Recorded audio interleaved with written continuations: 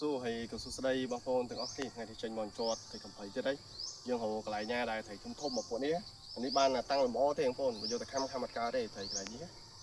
chẳng đôi khi phải chuyện chẳng và phếtนี้บ้านthật tăng là mỏ oi sạch mơ thế bỏ trốn cho cá này cho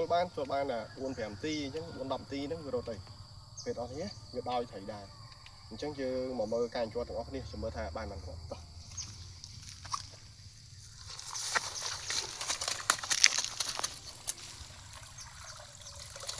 thế thì nó thật nó để cho cặp cái đồng đó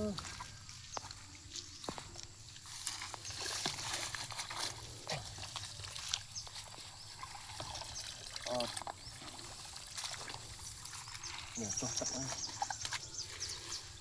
ô thì thấm đi phục bị bay đi đi nhỉ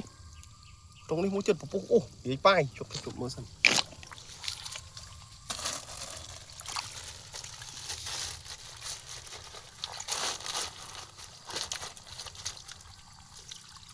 điปั่นลาđiแต่โมดปั่นลาเนี่ยมันตุ้นมวยนี่ปีขอบเยอะโอ้โหปุ๊บเธอ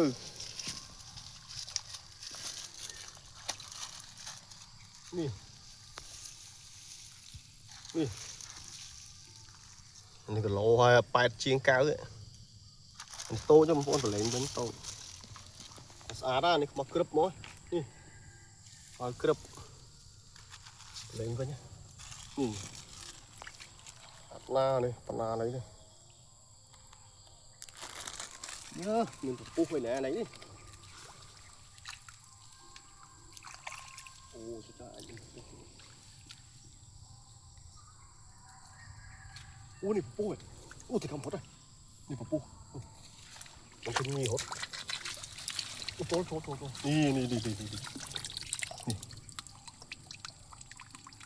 ตได้ปุ๊บเด้อนี่กะโหลไอ้หกอันนี้lột đỏ co lốt đây tao với nhá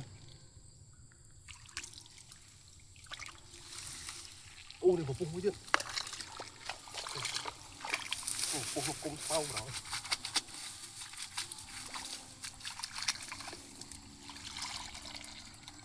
ngoài số tầm mê thấy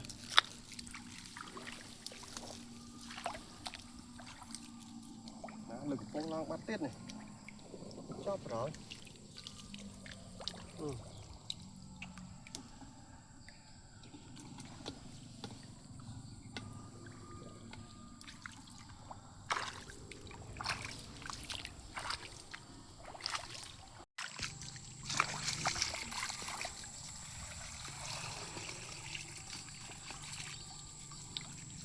còn đạ của nó lớn cao đỏ lên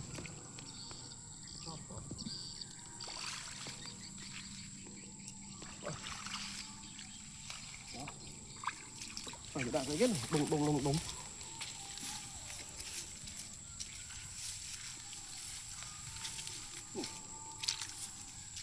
thơ ấy chứ cho lại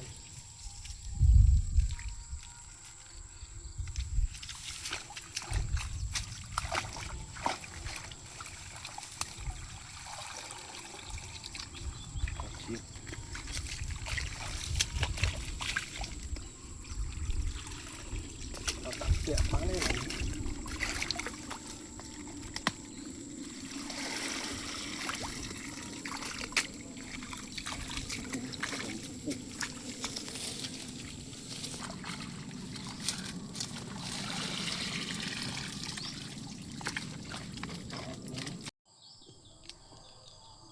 ê mình tên tao nói thấy những cái ná này chất đó được sao trời ơi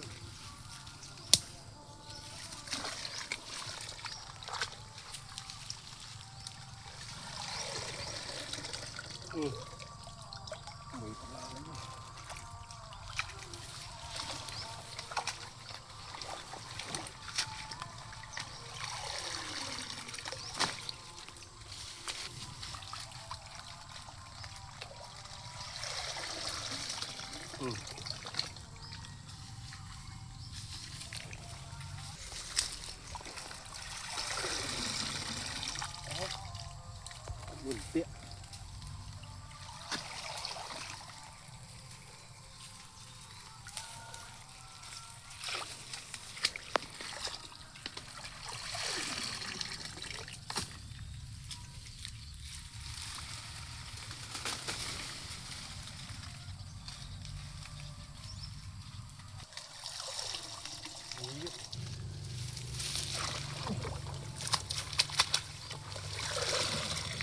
Ôi, quá trời nghi quá ấy.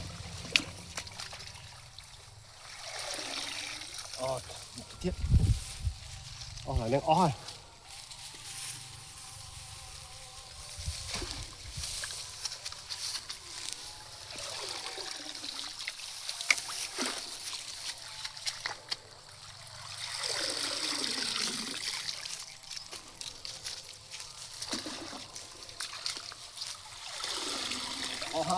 Nè, bạn là phi crop thế. Nè, không có đôi bạn là phi crop này. Mà nó sẽ đo chất đó này. Thôm ở đây, thôm đó. Ok, con chân ăn một phút, sửa cả tập đang theo sản áo này, tăng bị đam hộp đó chậm. Để sai cái lượng tiện những oi chẳng dừng hiện đây thành chuột ban thì thế, bạn là phi crop nữa. Ok, chụp hình cho mình được cho bạn thì cảm ơn các thấy video phục thì. Chúng đi, bye bye.